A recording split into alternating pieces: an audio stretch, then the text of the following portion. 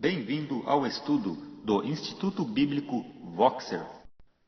Estudo de número 4, baseado no Evangelho de Mateus, capítulo 2.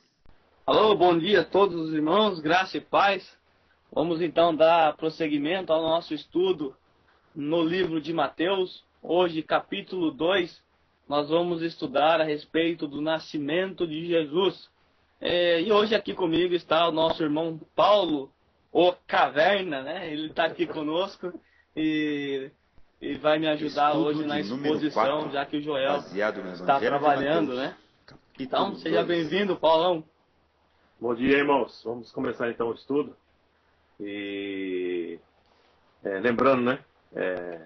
Para não esquecer aqui, dar parabéns para os irmãos, né? Que hoje é. Que dia que é? Sabe que dia que é hoje ou não? Dia das Bruxas? O que nós comemoramos no dia 31 de outubro? Você lembra ou não? Vai pensando aí. Halloween? Dia das Bruxas é embaçado, hein?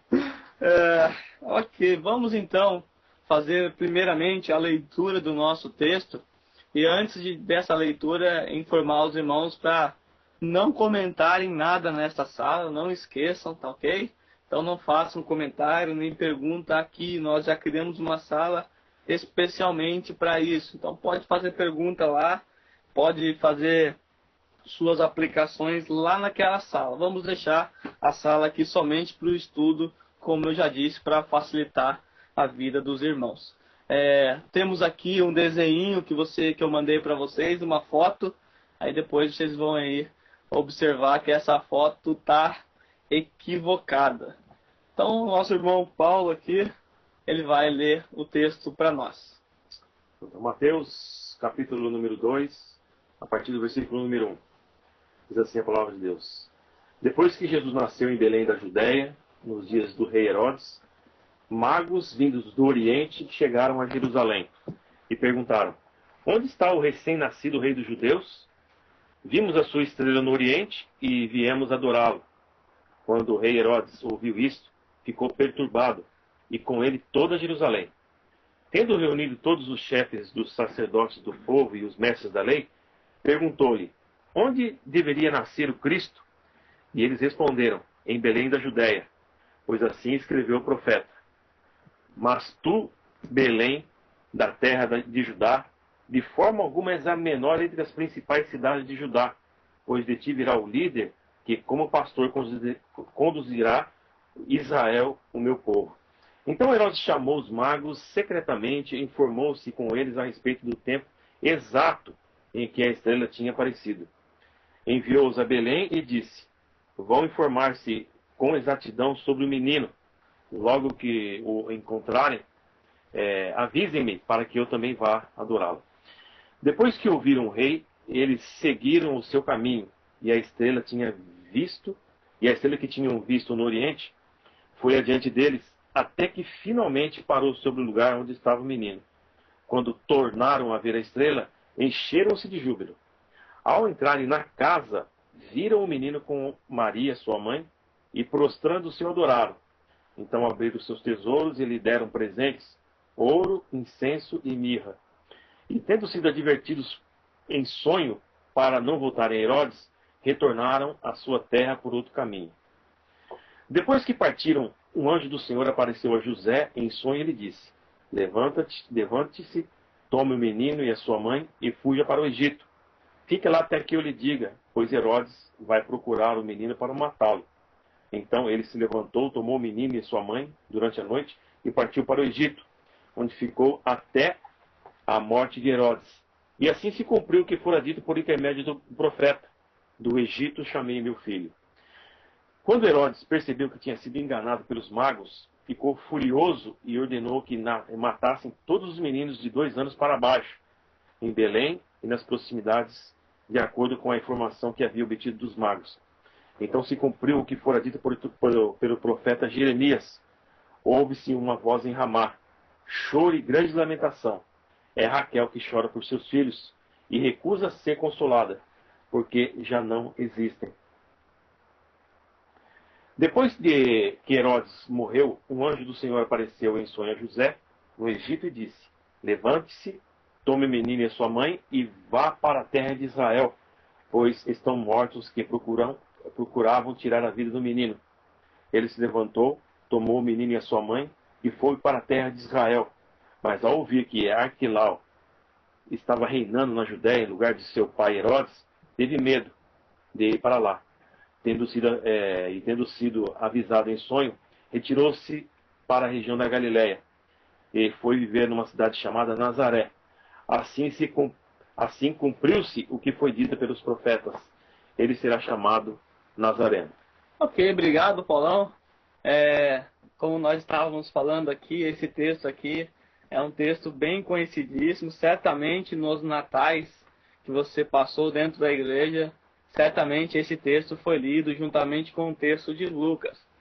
O que nós estávamos conversando aqui um pouco antes dessa lição é que nós somos mitificados, ou seja, nós pegamos os mitos e as tradições. Quando nós nos convertemos, nós entramos para a igreja, nós entramos para o cristianismo e nós carregamos uma bagagem nas nossas costas, que são as tradições que nós aprendemos desde a nossa infância. E essas tradições aqui, elas nos atrapalham de ler o texto, nos atrapalham de observar o texto.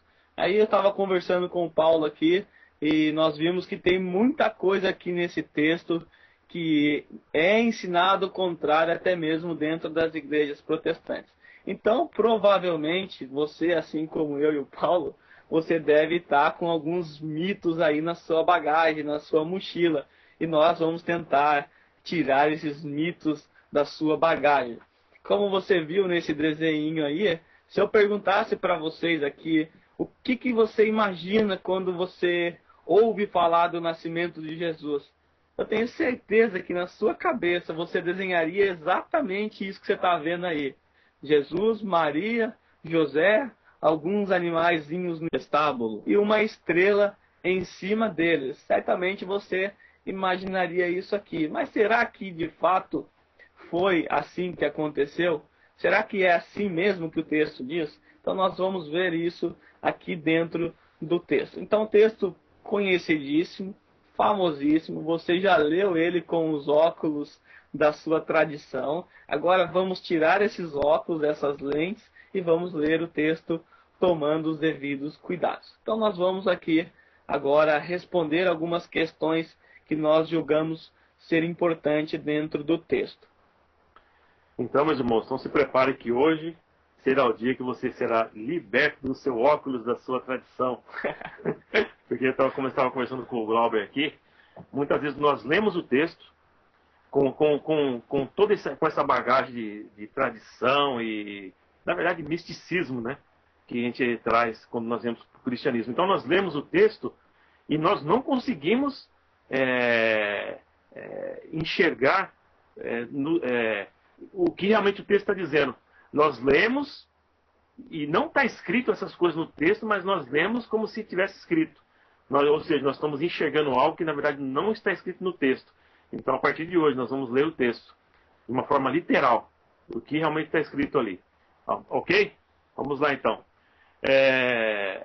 Uma pergunta aqui que surgiu aqui, né? Porque, já que tem toda essa tradição, a pergunta é, Jesus nasceu no dia 25 de dezembro? Porque no dia 25 de dezembro nós comemoramos o quê? O Natal. E o Natal é o quê? Nós comemoramos o nascimento do nosso Senhor Jesus Cristo. Então, a pergunta que surge é, Jesus realmente nasceu no dia 25 de dezembro?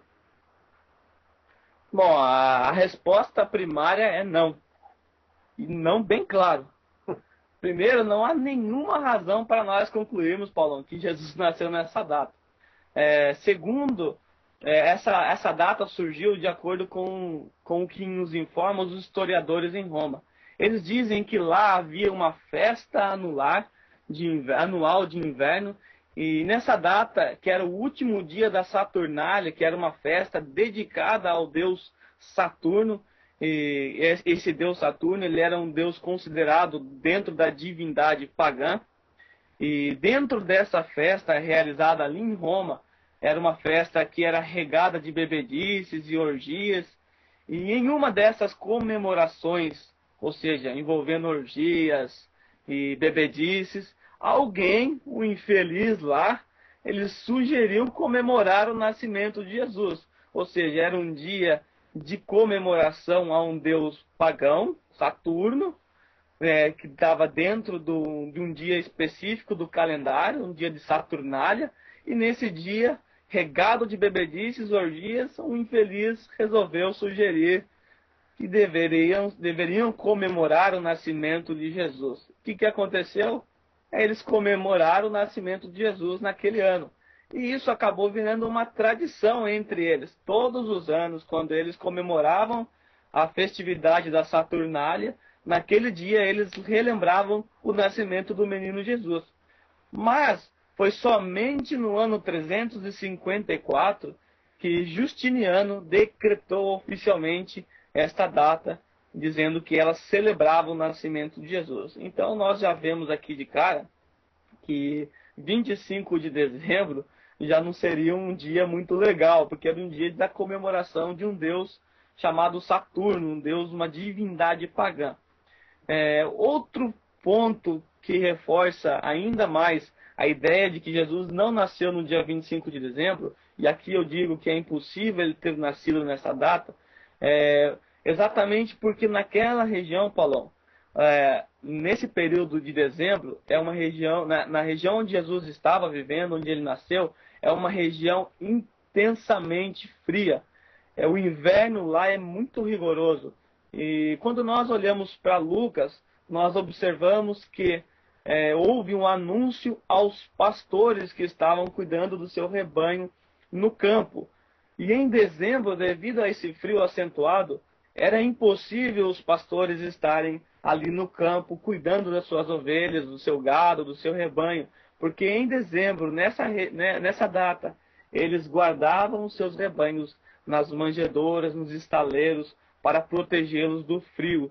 Então, nós vemos lá que Jesus, quando foi visitado pelos pastores, e os pastores não estariam ali, obviamente, no mês de dezembro.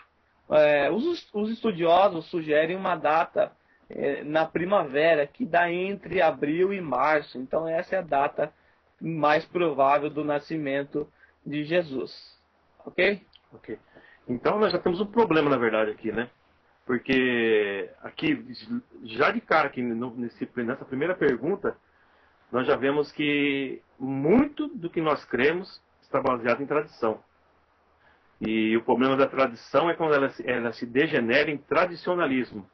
Então nós vemos aqui que muitas das nossas crenças, muito daquilo que nós temos assim como parte da nossa confissão de fé, na verdade não é baseado nas escrituras, mas numa tradição. E o problema não está na tradição em si, mas no tradicionalismo, né? Porque muitas vezes o tradicionalismo se torna um dogma. A nossa crença não está firmada naquilo que a escritura diz, mas no que a tradição diz. Então, esse é um perigo, na verdade, né? Porque nós temos que basear a nossa fé na escritura, na suficiência das escrituras. Então, nós já vemos aqui que nós temos um problema aqui. Então, que não está no você comemorar o dia 25 de dezembro, mas você está colocando a sua fé em algo que não está escrito, na verdade, né? Então, a gente tem que tomar um pouco de cuidado aqui, né? Já que você falou de tradição, eu acabei de lembrar aqui de uma regra da hermenêutica e ela se encaixa muito bem aqui. Depois, posteriormente, nós vamos fazer aí um estudo para pôr no YouTube a respeito dessas regras de hermenêutica, assim que nós tivermos um tempo. Mas tem uma regra na hermenêutica que diz assim, que a tradição ela é importante, mas não decisiva na nossa interpretação das Escrituras. Nós não desconsideramos a tradição, e vocês vão ver hoje que esse estudo ele vai falar muito de tradição. Segundo a tradição, aconteceu assim, creia assim.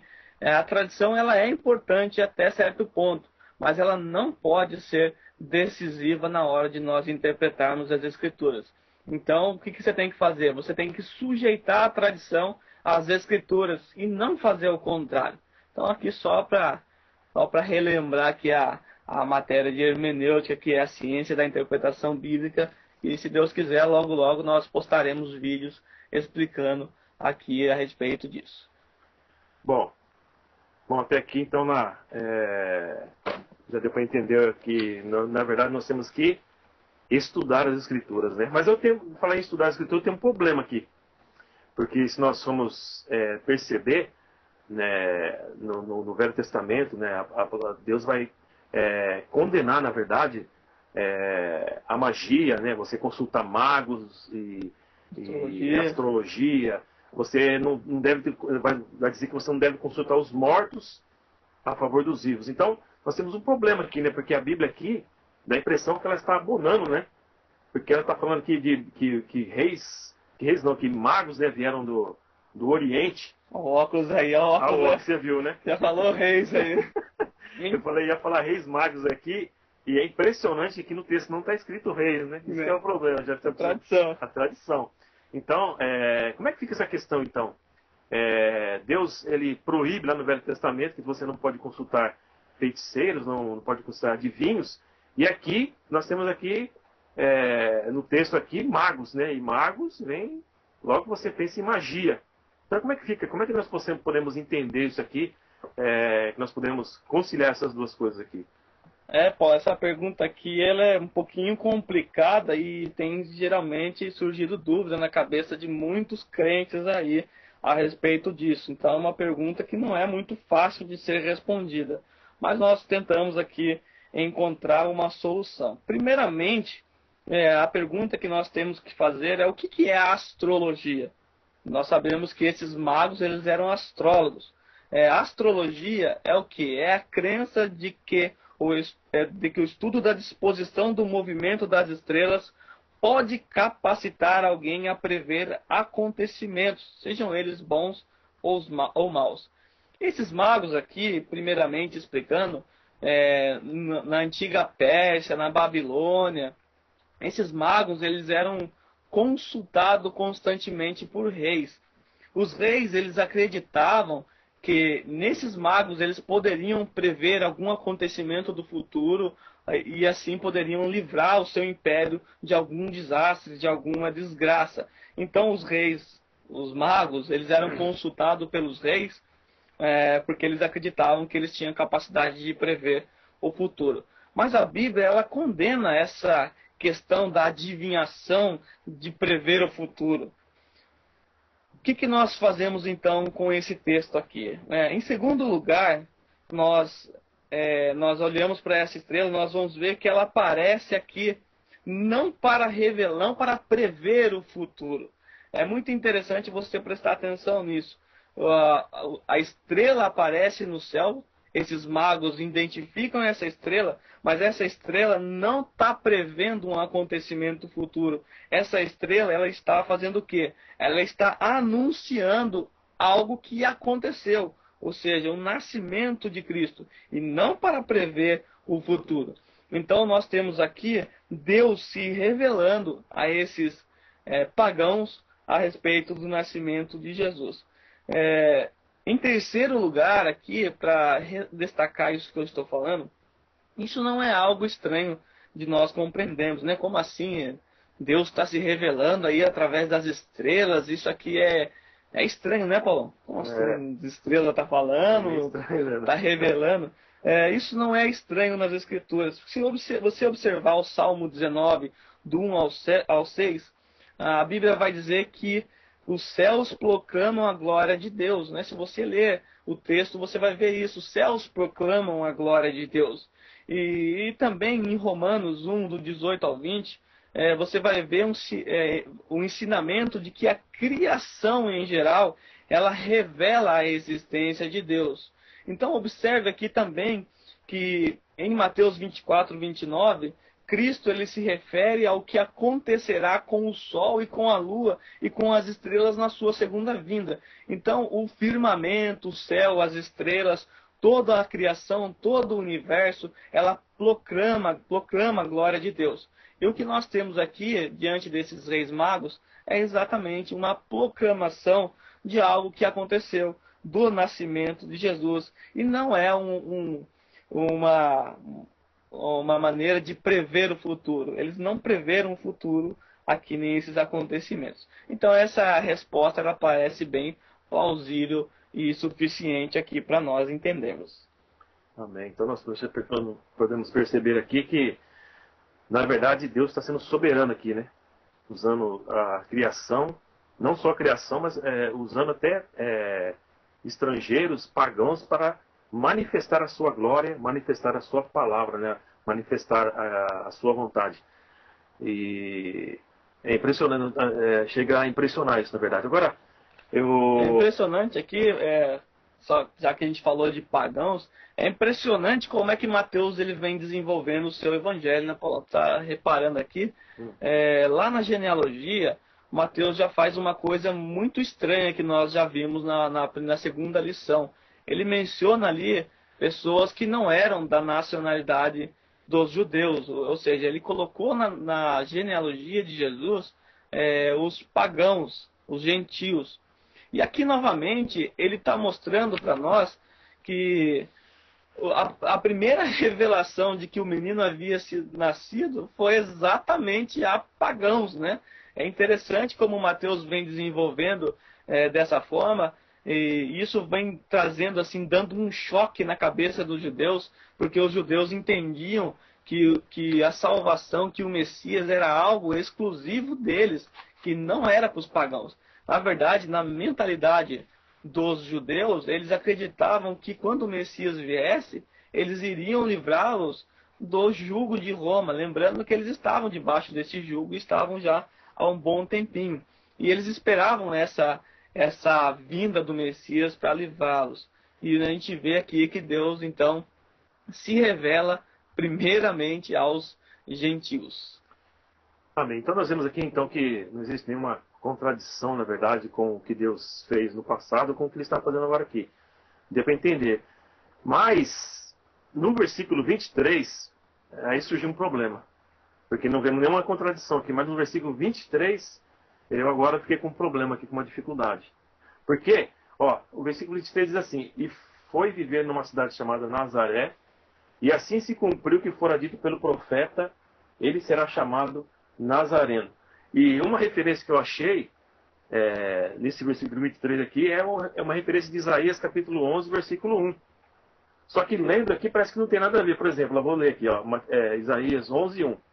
Do tronco de Jessé será um rebento, e das suas raízes um renovo. Então, eu não consegui achar uma profecia, na verdade, que se encaixa aqui nesse versículo 23. Né? Então, como é que fica isso? Então, será que tem algum erro aqui? Alguma contradição? Será que Mateus ele se enganou aqui? Tá louco aí, Paulão? Em vez de trazer a solução, aqui em casa trazendo problema. Vamos lá entender. É estranho mesmo, né? Você olha para o texto fala que ele foi viver ali em Nazaré para se cumprir uma profecia. Aí você vai procurar essa profecia no Antigo Testamento e você não encontra nem sombra, nem sinal dessa profecia aqui. O que nós temos aqui é um jogo de palavras que Mateus está usando. E para nós aqui que estamos com uma tradução para a língua portuguesa, essa tradução ela perde o seu sentido e fica vago. A gente fica sem entender o que estava acontecendo. Obviamente, Mateus, um conhecedor da lei, um judeu que era, ele não citaria uma profecia que não existe voltada para os judeus, né? Ele está escrevendo o seu evangelho para os judeus, e se ele citasse uma profecia que não existe, obviamente ele cairia em descrédito, né? Porque os judeus eles conheciam todas as profecias. E o que ele está fazendo aqui, ele está citando uma profecia que existe. Exatamente essa profecia que você leu aí de Isaías 11, 1. Mas como assim? Você lê lá, não tem nada disso aqui de Nazaré. O que nós temos aqui é que a palavra Nazaré, ela é uma palavra que tem uma raiz que é traduzida por netzer. Esse netzer, ela significa ramo, renovo. Então, quando Mateus está citando aqui exatamente essa palavra, dizendo que ele foi para Nazaré, que ele deveria ser ali da cidade de Nazaré, então ele deveria ser da netzer. E netzer, ou seja, ser do renovo, do ramo. Ele está fazendo diretamente uma ligação a Isaías 11. É óbvio que para nós não faz o menor sentido, nós nem compreendemos isso aqui, essa profecia, e passa despercebido. Eu tenho certeza que a maioria nem sabia que essa profecia não tinha no Antigo Testamento. Mas, de fato, ela tem sim. Parece não existir, mas tem sim. Essa ideia de renovo, de ramo, relacionada ao Messias, ela era muito forte. Se você abrir em Jeremias 23:5, Jeremias 33:15, Zacarias 3:8, Zacarias 6:12, você vai ver essa ideia de o renovo, de o ramo, ou seja, o Netzer, que depois virou a palavra Nazaré, que deu origem à palavra Nazaré. Então, aqui Mateus, espertamente, está escrevendo aos judeus e está fazendo uma brincadeira, um jogo de palavras com o seu povo. Não há nenhuma contradição aqui. Mateus, evidentemente, não cometeu erro. Amém. Então, aqui nós podemos aprender aqui, que quando você não entender um texto, se você tiver dúvida com relação ao texto, você nunca pode, na verdade, ir contra, né, a palavra de Deus e negando a sua autoridade, na verdade, porque tudo tem uma explicação.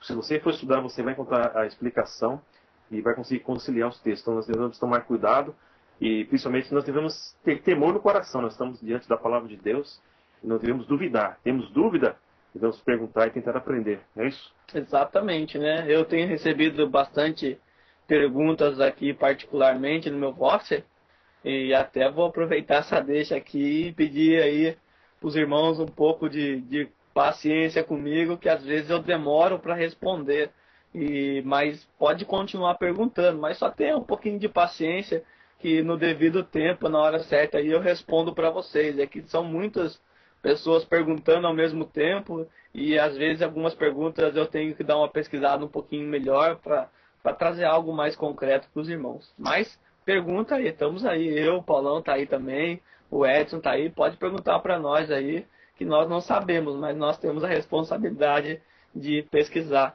para os irmãos. Amém.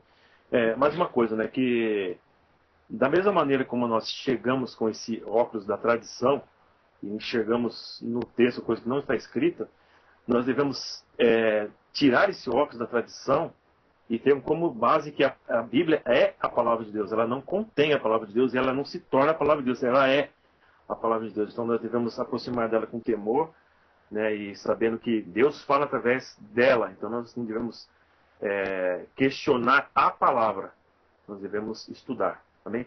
Agora, voltando um pouco aqui no versículo 3, nós vemos que Herodes, e não só Herodes, mas diz aqui que toda Jerusalém ficou perturbado por causa de uma criança.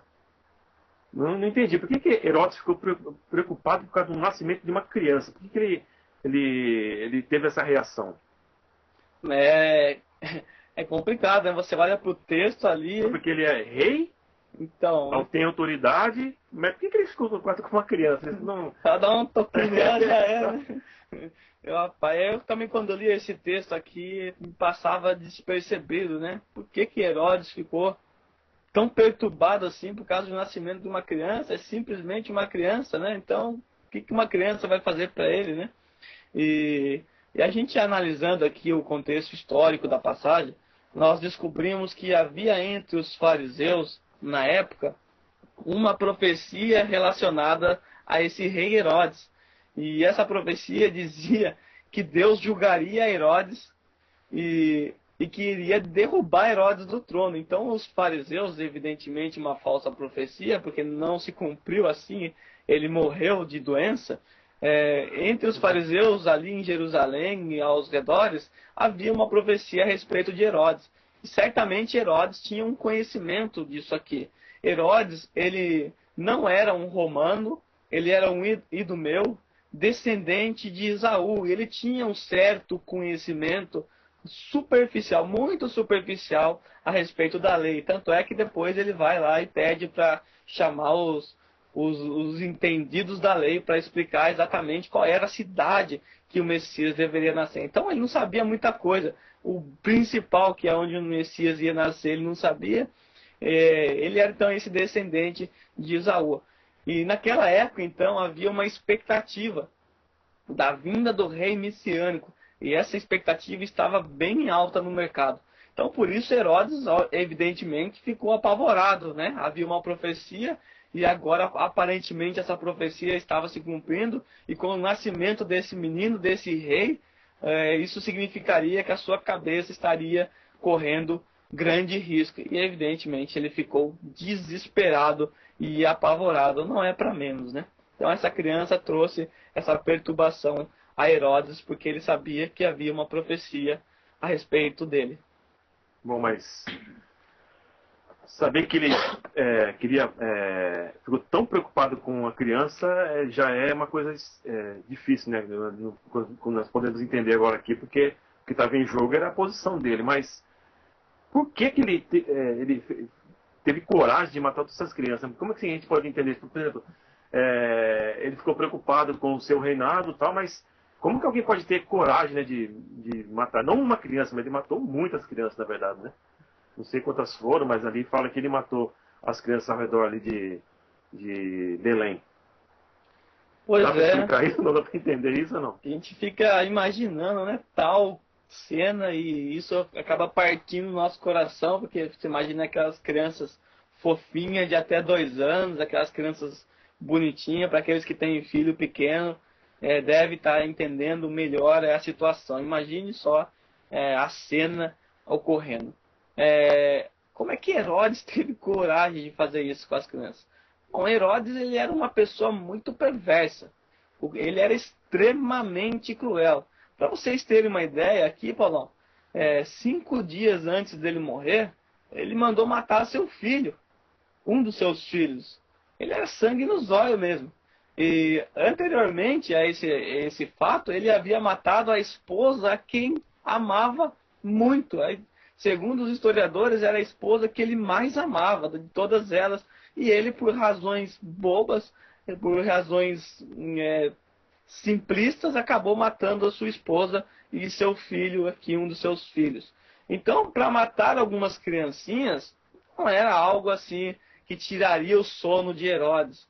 Então, Herodes, ele era muito tirano e cruel. E seu filho, que assumiu depois dele, também seguiu essa mesma linha. Agora, nós, ao olharmos para essa história, nós imaginamos o assassinato de, vamos assim dizer, umas 500 crianças, né? O que você imagina aí, Paulão, nessa cena? Um monte de criança morrendo, né? Ah, uma matança terrível, na verdade, né? Mas segundo os historiadores aqui, de acordo com o tamanho da região, Belém ele era apenas uma pequena aldeia.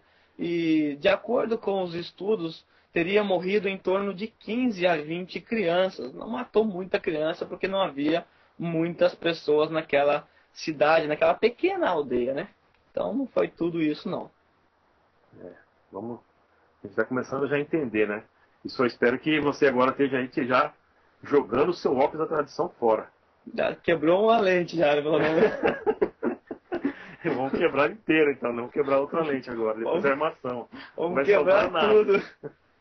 Mais uma dúvida aqui, irmão. Versículo número 15. Tá cheio de dúvida, hein, velho? Mais uma profecia aqui. Nós temos mais uma profecia se cumprindo aqui, né? No versículo 15, né? Está dizendo para Jesus voltar do Egito. E ele vai dizer ali que é o cumprimento de uma profecia, né? E você, procurando aqui a referência, você cai em Oséias 11:1. Mas lendo esse trecho de Oséias 11:1, você não dá a impressão que está falando de Jesus ali. Exato. Como é que dá para entender essa questão aí? Exatamente, né? Esse cumprimento aqui, lembrando que quando houve a perseguição de Herodes, José, Maria e Jesus, eles fugiram para o Egito, temendo a morte, e depois de um tempo, Jesus volta, né? A família inteira volta para Israel, e Mateus olha esse acontecimento e diz, olha, isso aconteceu para que se cumprisse a profecia, né? Do Egito chamei meu filho. Entretanto, nós, ao analisarmos aqui o capítulo 11 de Oséias, Oséias não está falando nada a respeito desse acontecimento. Oséias está falando do quê? Do povo de Israel que foi libertado do Egito, da escravidão do Egito. Do Egito chamei meu filho. Meu filho aqui se refere a Israel, não a pessoa do nosso Senhor Jesus Cristo. E como isso nós já explicamos também na lição número 1, isso trata-se daquilo que nós chamamos de census planners. O que é isso aqui? sensus plenius é a ideia de que Oséias, ao pronunciar essa profecia, na verdade, ele não pronunciou uma profecia, ele pronunciou um acontecimento histórico. E quando ele pronunciou esse acontecimento histórico, ele não imaginou, não estava nos seus sensos, não estava na sua consciência de que esse texto seria futuramente uma profecia a respeito de Cristo. Mas nós olhamos para Mateus. Mateus, ele era inspirado pelo Espírito Santo e ele entendeu que esse texto se referia a Jesus Cristo. O que ele faz aqui é exatamente uma comparação. O povo estava no Egito, escravo, prestes a morrer, e Deus então chama o seu filho do Egito. Aqui nós vemos Jesus estava fugido, longe da sua terra, e Deus então chama Jesus de volta para a sua terra. Então nós vemos isso aqui. Mateus pode fazer isso, você não pode fazer isso. Então muito cuidado ao você ler as escrituras aí e atribuir trecho das escrituras a você. Tome muito cuidado com isso. Antigamente, não sei se existe ainda, mas existia aquelas caixinhas de promessas, né? O Paulão já deve ter tirado um monte, né? Ah, direto. Né? Só promessa, que maravilha, hein? E às vezes você acaba tirando ali textos isolados, e esses textos isolados aqui não correspondem ao contexto, e você acaba fazendo aplicações errôneas. Você não pode fazer isso. Tem também aqueles irmãos, Paulão, que faz o que nós chamamos de horóscobíblia. Sabe o que é isso? Nossa, isso aí pra mim é novidade, isso aí. É que eu acho que eu vim da tradição, eu vim da igreja tradicional, então não... Horóscopo bíblico, o cara pega a Bíblia e abre. Onde cair ali, Deus vai falar comigo, né? Isso é perigoso. É perigoso, né? Conta a história aí que um rapaz fez isso, caiu na passagem lá de Judas, né? Judas foi e se enforcou. O rapaz ficou, meu Deus, agora, né? O que eu faço, né? Ele foi de novo. Que tem que fazer, vai e faz depressa. Aí o cara ficou desesperado. Foi lá, se matou. Deve ser mito isso aí, mas é perigoso exatamente por esse tipo de coisa. Então nós não podemos fazer horóscopo bíblia nem aplicar a passagem fora do seu contexto. Falando em mito, acho que chegou a hora de quebrar mais uma lente desse óculos da tradição. Quebra, né? tudo. Porque até então, né, a gente acompanha nessa época agora que vai começar a chegar o Natal, você vê lá os presépios, né? Nós vemos lá aquela figura de 3 reis magos e aquela coisa toda ali. A questão fica porque no versículo 2 diz que magos vindo do Oriente. É incrível, a pessoa que eu tenho, que quando lia na Bíblia estava escrito 3 reis magos. E nós vemos aqui que não tem nem reis e nem 3. Então a questão que fica agora é, quantos magos eram? Eram os reis? E por acaso eles tinham um nome? Porque parece que eu já vi que tem um nome esses reis magos, né? Agora a questão é, eram reis? Tinham nomes? Como é que a gente fica agora aqui?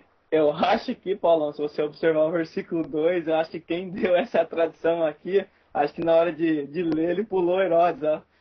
Nasceu em Belém da Judéia nos dias do rei Herodes, magos vindo do Oriente. Então acho que a pessoa cortou o Herodes e ficou assim, Belém da Judéia nos dias do rei, magos vindo do Oriente, e acabou a confusão. Mas vamos aqui entender o que está acontecendo aqui.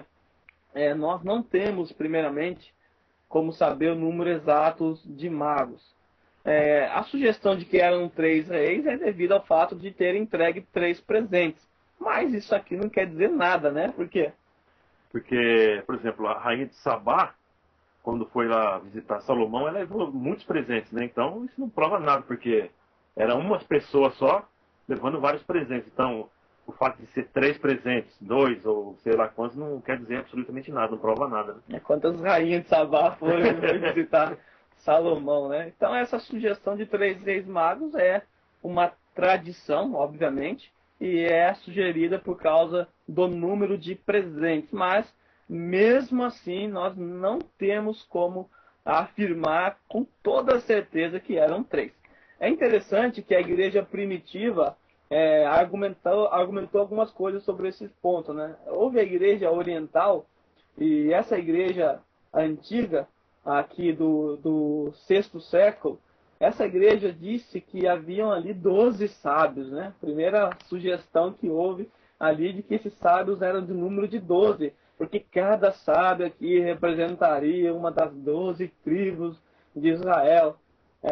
Depois foram encontrados na história alguns mosaicos, e esses mosaicos mostravam apenas 2 magos, ou seja, cara, sumiu 10 magos da história aqui, eles foram passear em algum lugar.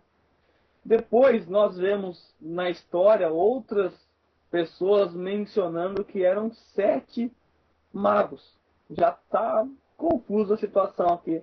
E depois 11 magos falando que era o número exato, o número espiritual, ou seja, uma espiritualização da coisa aqui para predizer o número dos discípulos fiéis de Cristo. Então aqui é uma questão bem complicada, divergente na história da igreja e trouxe aqui bastante confusão nas ideias. Depois, posteriormente, aqui ao quarto século, na verdade ao sexto século, é que a igreja ocidental ela acabou estabelecendo o número de mago como 3, mas espiritualizou também a coisa aqui, dizendo que representariam as 3 raças principais ou a trindade. Então houve uma espiritualização aqui, nisso aqui. O que nós aprendemos na história, Paulão, você que é homem das cavernas e gosta de história, né? Você estava lá provavelmente nesse período aqui. No quarto século depois de Cristo, nós temos a ascensão de Constantino no trono, né? Esse Constantino ele é muito famoso. Até chegarmos em Constantino, os cristãos eles eram totalmente perseguidos. Eles tinham que se reunir nas catatumbas, na floresta, temendo a morte. E esse Constantino aqui, há muitas dúvidas se a conversão dele foi genuína ou não, mas que tudo indica é que não foi. Esse Constantino, então, que estava no trono, ele começou, então, a defender o cristianismo como a religião do Império Romano. Aí trouxe uma certa paz a todo o Império. Os cristãos, então, puderam realizar os seus cultos livremente. Então, houve as construções de catedrais que até então não existiam. E esse cabra aqui, Constantino, ele tinha uma mãe, a imperatriz chamada Helena. E ela também se converteu ao cristianismo. Não sabemos também se uma conversão genuína ou não, mas o que ela fez? Ela se interessou por pesquisar a respeito das histórias de Cristo. E ela reuniu uma caravana com alguns estudiosos, e levou sacerdotes, pessoas que conseguiam entender a respeito da lei, estudiosos, e ela foi até Jerusalém fazer a sua pesquisa, e ali ela encontrou o local do sepultamento de Jesus. Nesse local, no local do sepultamento de Jesus, ela ergueu ali uma capela, uma grande catedral, e ela descobriu muitas coisas ali. E a coisa principal que ela descobriu ali foi 3 ossos, 3 ossadas de 3 peão que morreu ali. 3 lampião, como diz o Paulo. Morreu 3 peão ali no meio e ela encontrou essa ossada. Ela deduziu que se tratava das ossadas dos magos, dos 3 magos. Então ela levou essa ossada aqui para Constantinopla, que era a capital do Império, e levou aqui então para lá os ossos desses 3. E observa aqui que ela encontrou 3 ossos aqui, e desses 3 ossos surgiu então, reforçou a ideia de que eram 3 magos. Ela já tinha em mente que eram 3 magos, porque a igreja ocidental já tinha estabelecido o número 3. E ela, coincidentemente, encontrou 3 ossos, aí, 3 ossadas no meio do caminho. Ela entendeu que esses reis estavam fugindo de Herodes, do filho de Herodes, e esses reis foram mortos, esses magos foram mortos no meio do caminho.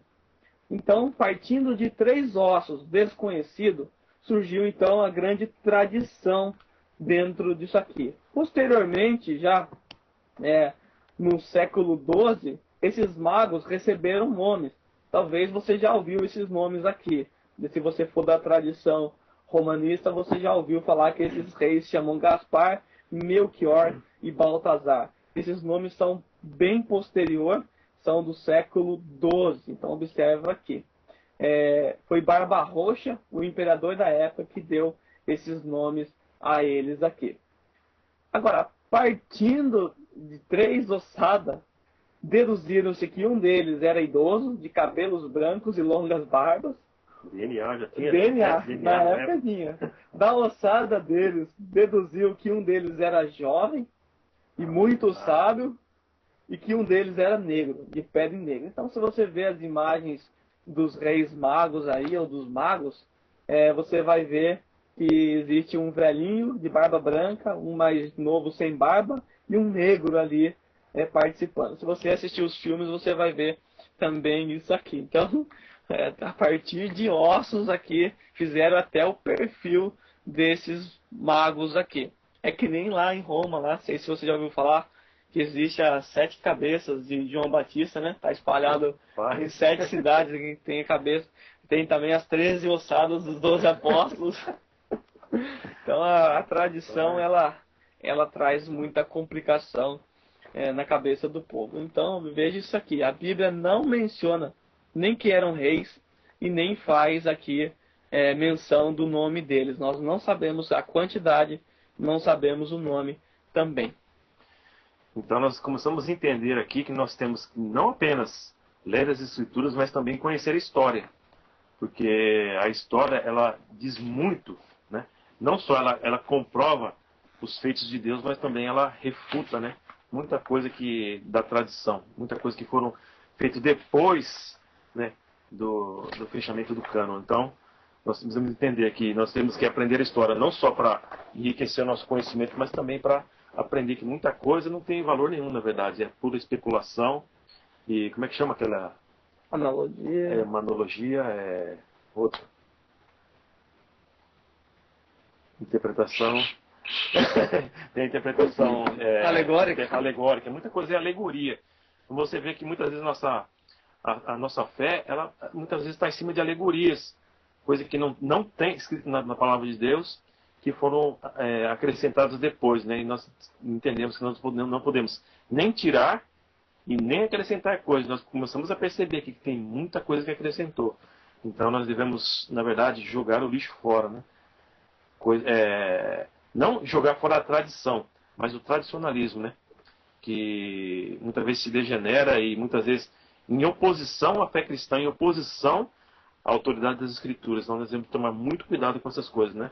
A gente brinca, muitas vezes a gente acha engraçado, mas isso é muito sério. E tem muitas pessoas que estão envolvidas nessas coisas, acreditando em coisas que não estão escritas na palavra de Deus. E nós somos salvos pelo Evangelho, né? O Evangelho bíblico, não pela tradição. Não é a tradição que nos salva, mas é a palavra de Deus, né? O Evangelho. Nós somos salvos no Evangelho. Nós temos que crer no Evangelho. Amém? Hoje, Paulão, dia da Reforma Protestante, né? Para nós, hein? Dia do aniversário da Reforma Protestante. E já que nós estamos falando daqui da suficiência das Escrituras, vamos aproveitar aqui então para mencionar algo aqui. Quando aconteceu essa Reforma Protestante aqui, lembrando que foi Lutero que, vamos assim dizer, que acendeu o estopim, né, que já estava aí sendo levantado por alguns homens anteriores a ele, mas Lutero, quando ele acende esse estopim aqui, a condição, a situação da igreja naquela época lá, ela era muito triste e deplorável. A igreja naquela época, ela era detentora do monopólio da instituição religiosa. O que isso significa? Que somente a igreja podia ler as Escrituras. As Escrituras era algo exclusivo do clero. Só os padres, os bispos, os papas, somente eles podiam ter acesso às Escrituras. O povo, que eram chamados de leigos, não podiam ler as Escrituras. Era muito triste isso. E o que aconteceu? Lutero, então, quando ele iniciou a sua reforma protestante, ele trouxe para todos nós o direito de cada um, de cada crente, ter a sua própria Escritura. Na reforma protestante, Lutero, um dos seus feitos foi exatamente a tradução da Bíblia para a língua do povo da época dele, que era, no caso ali, que ele era alemão. Então Lutero fez isso. E ele pôs diante de nós as Escrituras. E na Reforma Protestante ele trouxe para cada um de nós o direito de ler e interpretar as Escrituras. O povo, então, naquela época, eles iam para a igreja. E a missa era em latim. Ou seja, o cara não podia ler a Bíblia. Não tinha contato com a Bíblia. Eu ia assistir uma missa. A missa era em latim e o cara não entendia nada. Se ele não entendesse latim. E essas missas eram decoradas, na verdade. Nem o sacerdote lá sabia, na verdade, ele estava falando. Muitos deles. Né? Exatamente. Os que não entendiam latim simplesmente liam o que eles chamam de homilia, né? Eles liam esses textos aí e por si só ninguém entendia nada. Qual que foi a consequência disso aqui que nós vemos? O povo começou, a igreja começou então a acrescentar muitas coisas dentro da fé cristã. Na verdade foi corrompendo o cristianismo, a tal ponto de que eles chegaram a vender indulgência, né? Exatamente. Indulgência, você não sabe o que é indulgência? Indulgência era um documento que a igreja emitia e no qual a pessoa tinha direito à salvação. Você pagava um dinheiro alto para a igreja, o bispo, ele dava um papel assinado por ele, e esse papel lhe garantia a salvação. Você podia viver do jeito que você quisesse, se você tivesse pago. E também você podia comprar a salvação dos mortos. Aí surgiu a ideia do purgatório, porque as pessoas estavam no purgatório, e lá do purgatório, se você pagasse um valor pelo seu parente, eles assinariam um documento e imediatamente o seu parente saía do purgatório e ia para o paraíso, para o céu. E a igreja vendeu isso. E isso é um absurdo, né? Não é um absurdo, Paulo? Exato. Então, e o duro não é só isso, que eles vendiam, essa indulgência era o perdão dos pecados. Eles vendiam a indulgência de pecados no futuro. Eles nem tinham cometido pecado, a pessoa ia lá comprar indulgência para cometer o pecado lá na frente. Então sabe onde chegou a coisa. Você deixava um estoque de indulgência no armário, né? Eu vou comprar o perdão para o pecado que eu vou cometer amanhã. Vamos me garantindo aqui, né? Terrível. Então a coisa não era brincadeira, não. Vendia nos melhores combinhos da igreja romana. Então, observa que é terrível, né? O povo chegou a comprar a indulgência. E nós olhamos lá para trás e nós falamos, nossa, esses caras eram burros mesmo, né? Como é que os caras comprou um negócio desse? Como é que acreditaram nisso? Por que eles acreditaram nisso? Povo longe das Escrituras. Não tem acesso às Escrituras.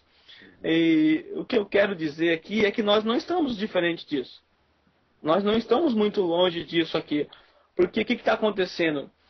Na época de Lutero, quem que era o detentor da instituição religiosa, da interpretação das Escrituras? O clero. Lutero devolveu à igreja, aos crentes, o direito de ler e interpretar as Escrituras.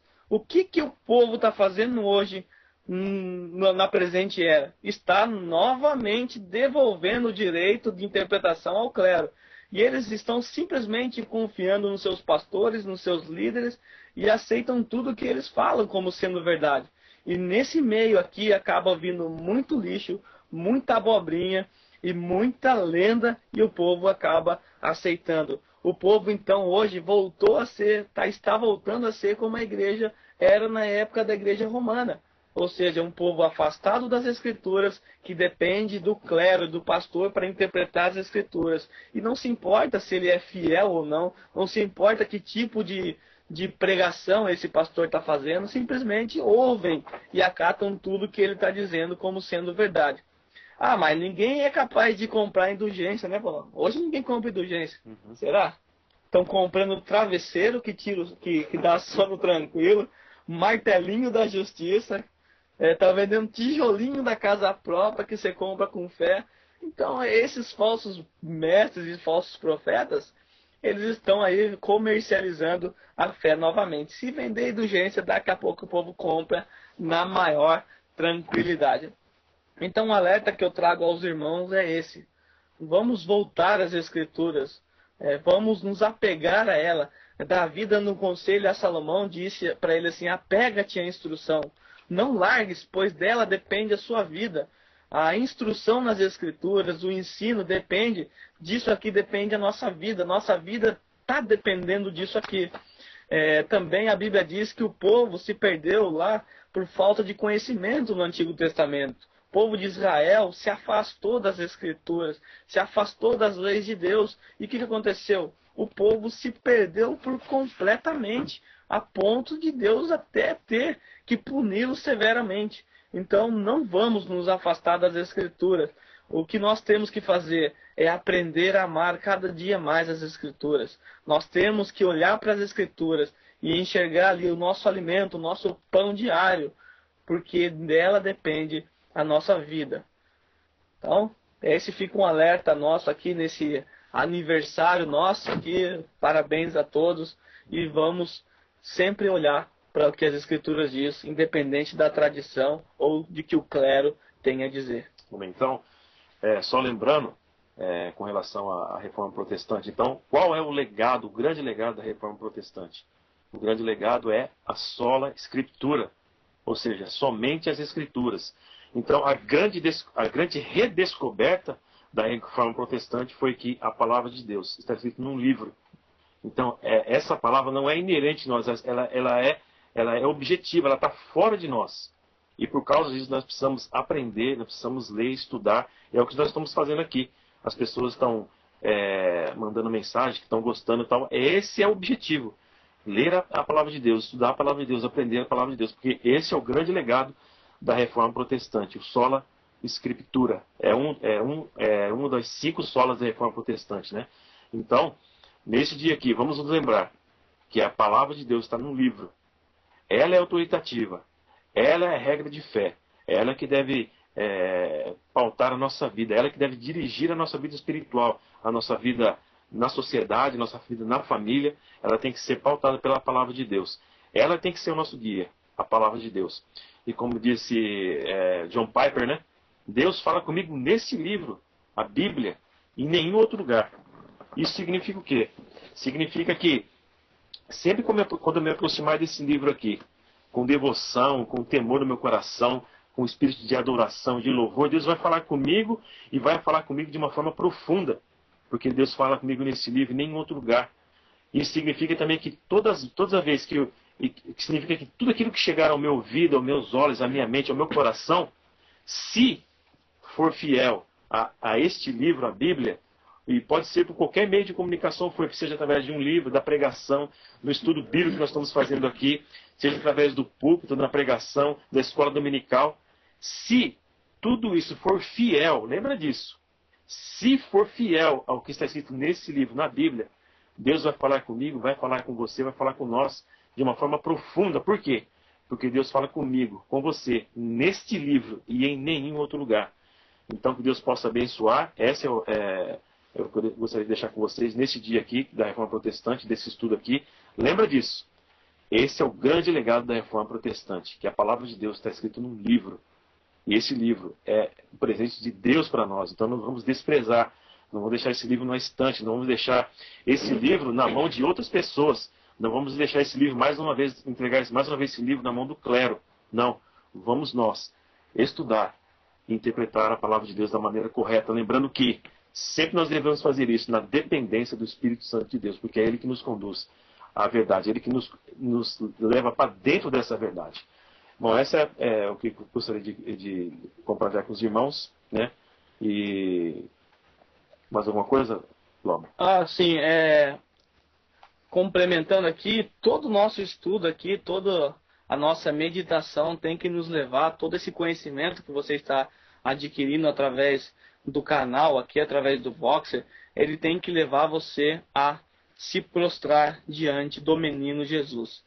Se você observar aqui, nesse texto que nós lemos aqui, uma aplicação que me veio à cabeça agora aqui, se você ver, os magos, eles tinham conhecimento a respeito da profecia de que nasceria um Messias naquela terra. Certamente, quando o Israel foi levado pelo Império Persa ali, e eles tiveram então esse conhecimento dessas profecias. Então esses magos persas, eles tinham conhecimento das Escrituras. E o texto diz que eles, ao chegar diante do menino, eles se prostraram e adoraram. Então, observe que o conhecimento deles levaram eles a adorar o menino Jesus. Então, o conhecimento nosso também deve nos levar a adorar o menino Jesus. Se você observar, Herodes, ele chamou os saduceus, os principais mestres da lei, e disse para eles: não, onde é que vai nascer o menino? Esses cabras também tinham conhecimento. Eles também sabiam que haveria de nascer o Messias. Eles sabiam que magos do Oriente haviam procurado Herodes. Herodes estava preocupado com isso. Entretanto, o fato deles conhecerem não mudou nada a vida deles. Eles nem se preocuparam em averiguar se o que estava acontecendo era verdade e nem se preocuparam com a adoração. Então aqui o seu conhecimento pode te levar a duas coisas. Ou você simplesmente conhecer as Escrituras, conhecer o ensino bíblico e mesmo assim desprezar o Senhor, mesmo assim não lhe prestar culto e devoção, ou você pode também aprender, se deliciar com as Escrituras, e isso vai levar você à devoção, à adoração verdadeira de Jesus Cristo. Então que sejamos aí os magos e não aqui os fariseus, os escribas com relação ao menino Jesus. Deus, ele guiou os magos até o menino Jesus. Deus fez a mesma coisa com você, te guiou até o menino Jesus. O texto mostra que eles adoraram o menino ao ver a estrela, eles ficaram cheios de júbilos. Esse deve ter também a sua relação com ele, a relação de alegria, de júbilo. Você deve prostrar e se adorar diante do menino. Você tem que abrir aqui os seus tesouros, a sua vida, e oferecer aquilo que você tem de melhor, que seu ouro, seu incenso e sua mirra. Você tem que oferecer aquilo que você tem de melhor, a sua verdadeira devoção. Então eu deixo aqui esse comentário para os irmãos aqui. Para encerrar então, como é o dia da Reforma, vamos encerrar então com as 5 solas da Reforma Protestante, que são somente as Escrituras, somente em Cristo, somente pela fé, somente Só lhe deu glória. Somente somente a graça, pela graça de Deus, e somente a Deus toda a glória. Eu fico pensando em latim, português. Então eu falei em latim. Fala então em latim, pessoal.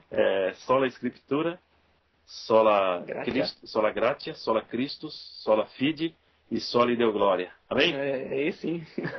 Um abraço a todos os irmãos. Mais uma vez, lembrando aos irmãos, por favor, não postem nada aqui, não façam nenhum comentário aqui. Nós temos já uma sala reservada para isso. Grande abraço a todos. Com relação também, aqui eu falei que não podia comentar na sala, eu acabei me equivocando. Lá na outra sala você pode comentar, você pode cumprimentar as pessoas ali sim. Nessa sala do estudo que não pode comentar, ok? Tá ok, então graça e paz. Uma boa tarde aos irmãos, boa noite àqueles que estão aí no Brasil. Boa noite.